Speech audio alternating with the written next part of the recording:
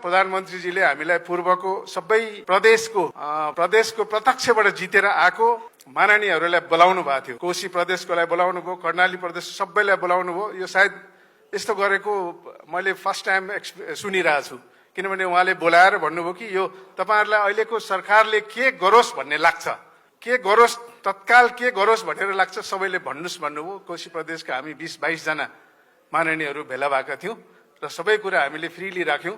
उहाँले भन्नुभयो लास्टमा, ल तपाईहरुले सबै कुरा मैले बुझेँ, मैले चाहिँ तपाईहरुको कुनै पनि जिल्लामा म भेदभाव नगरिकन मैले बजेट फ्लो गर्छु, विकास निर्माणको काम गर्छु, तपाईहरु निश्चिन्त हुनुस्। कुनै पनि जिल्लामा मैले कहाँ धेर पठाउने कहाँ कम पठाउने गरेर त्यसो म कहिले पनि गर्दिन भनेर उहाँले 2 लाइन बोल्नुभयो।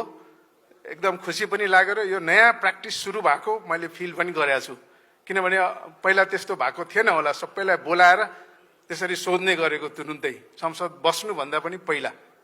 त्यसकारण त्यो नयाँ जोश जागरको साथ आउनु भएको छ। उहाँहरूलाई हामीले अहिले सहयोग गर्नुपर्छ। म जाँदै गर्दा व्यवसायिकै इस्यु र एजेन्डा धेरै जसो उठाउने र मैले छुटेको कुराहरू पनि तपाईहरूले मलाई चाहिँ नि फिडब्याक दिनुभयो, यो इस्युमा बोल्न पर्यो, यो इस्यु उठाइदिनु पर्यो भनेको खण्डमा म चाहिँ व्यावसायिक सङ्घ संस्था र संसद भवनमा मैले कुरा उठाउँछु र पुलको काम गर्छु। त्यो गर्ने प्रतिबद्धता व्यक्त गर्दछु।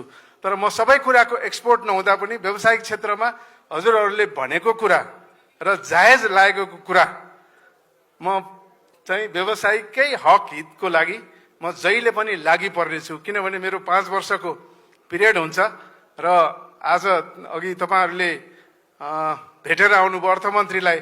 हाम्रो जोस्ना म्याडमले भन्नुभयो हामीले राखेको कुराहरू सबै उहाँले भनिदिनु भयो, हामीले त बोल्नै परेन। म त के भन्छु भने अझ 100 दिन हेर्ने, 5 वर्ष हेर्ने। अब हामी त अपोजिसनमा बसेर उहाँहरूको काम हेर्ने र राम्रो काम गर्नुभयो भने उहाँहरूलाई सपोर्ट गर्ने। किनभने म आफै पनि व्यवसायी पनि भएको कारणले र म एकदम लाइट माइन्डेड मान्छे र म सपोर्ट गर्नुपर्छ भन्ने हो। त्यसकारण म जे काम राम्रो गर्नेलाई राम्रो गर्नेलाई सम्मान गर्ने, राम्रो गर्नेलाई गर्न दिने। किनभने राजनीतिक पार्टीको धेरै त्यस्तो छ कि राम्रो काम आफ्नो पालामा होस् र जहिले पनि विरोध गरिराख्ने, त्यो गर्नु हुँदैन भन्ने चाहिँ मेरो चाहिँ मान्यता हो।